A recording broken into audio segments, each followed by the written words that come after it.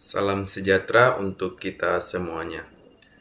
Perkenalkan, nama saya Emil Juang Pasca Purba, NRP 2042251039. Izin Bu, di sini saya akan menjelaskan yaitu refleksi nilai-nilai Pancasila terkait dengan bencana yang terjadi di Pulau Sumatera, tepatnya di Aceh, Sumatera Utara, dan Sumatera Barat.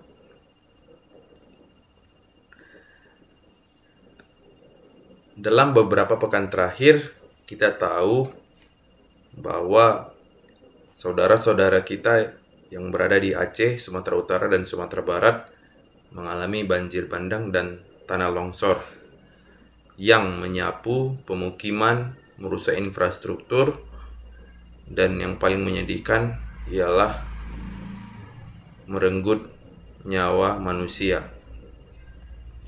Sebagai mahasiswa Institut Teknologi 10 November, saya tidak ingin melihat kejadian ini hanya sebagai musibah tahunan atau sekedar fenomena alam biasa. Narasi bahwa ini semata karena hujan ekstrim, menurut saya itu adalah narasi yang menina bobokkan kita.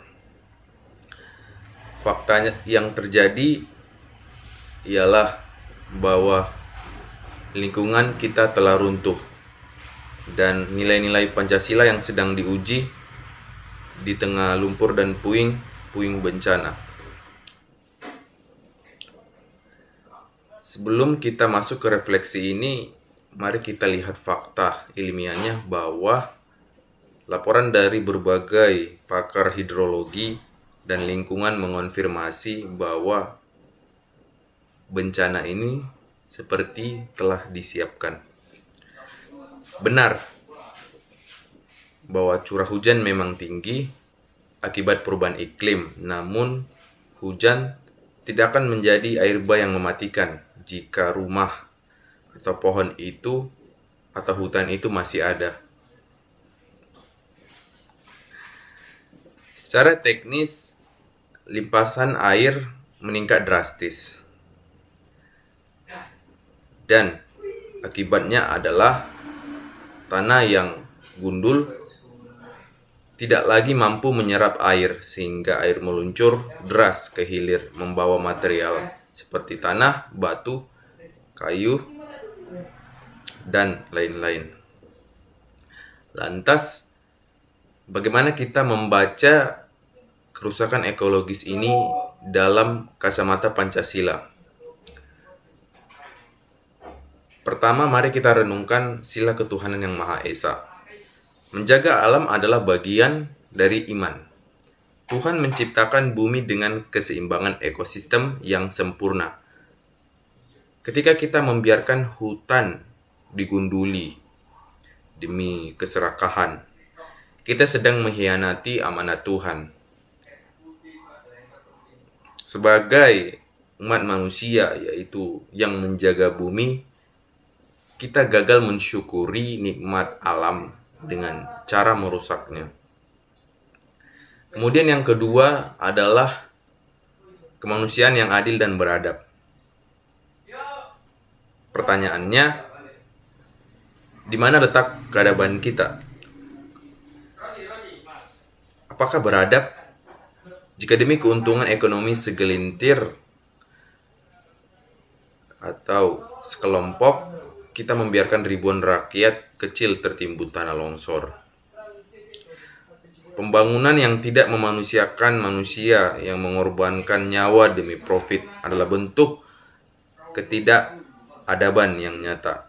Kita kehilangan rasa kemanusiaan. Kita menormalisasikan kerusakan alam ini demi angka-angka ekonomi.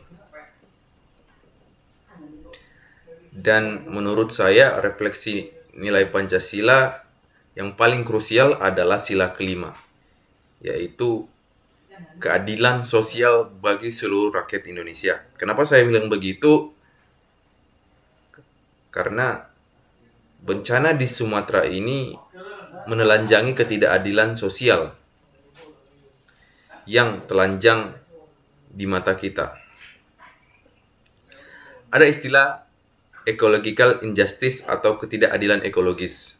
Keuntungan dari pembukaan lahan sawit atau tambang dinikmati oleh segelintir orang. Namun, siapa yang menanggung kerugiannya? Siapa yang rumahnya hancur? Siapa yang sawahnya gagal panen? Ya, tidak lain adalah rakyat kecil yang berada di hilir, yang tidak tahu apa-apa. Keadilan sosial dalam Pancasila bukan hanya soal bagi bantuan sosial setelah bencana ini terjadi. Keadilan sosial yang sejati adalah menjamin hak setiap warga negara untuk hidup di lingkungan yang aman dan sehat, bebas dari ancaman bencana buatan manusia. Maka dari itu, sebagai calon-calon insinyur atau intelektual muda dari ITS, kita memiliki tanggung jawab moral yang besar. Kita tidak boleh menjadi seorang insinyur yang hanya pandai menghitung atau merancang, tetapi kita tidak memperhitungkan dampak lingkungannya. Teknologi yang dikembangkan juga harus teknologi yang beretika, yaitu yang berbasis pada Sustainable Development Goals atau SDGs. Saya mengajak kita semua untuk tidak diam. Mari kita kawal kebijakan tata ruang. Kita dukung reboisasi. Dan kita tanamkan mindset bahwa menyelamatkan hutan Sumatera adalah wujud nyata dari nasionalisme kita. Cukup sudah air mata yang jatuh di Aceh, Sumatera. Mari kita kembali ke Pancasila, bukan hanya sebagai hafalan, tapi sebagai etika dalam memperlakukan alam dan sesama. Mungkin cukup sekian yang dapat saya sampaikan sebagai refleksi nilai Pancasila terhadap bencana ini. Akhir kata, saya ucapkan terima kasih.